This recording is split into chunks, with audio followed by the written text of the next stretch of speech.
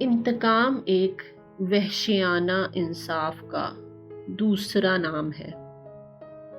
انتقام کا مادہ ہر جاندار میں ہوتا ہے، شہد کی مکھی سے لے کر جنگل کے ہاتھی تک۔ اگر کسی کی گئی غلطی کی وجہ سے آپ بے چین اور بے قرار ہیں تو اس کا مطلب ہے کہ آپ بے وقوفی کر رہے ہیں، کیونکہ دوسروں کی گئی غلطیوں کا انتقام خود سے نہیں لیا جاتا۔ بڑھاپے سے زیادہ انتقامی جذبات چہرے کو بگاڑ دیتے ہیں۔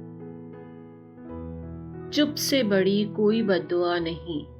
انسان جب بولتا ہے تو قدرت خاموش رہتی ہے، اور جب انسان خاموش ہو جاتا ہے تو قدرت انتقام لیتی ہے۔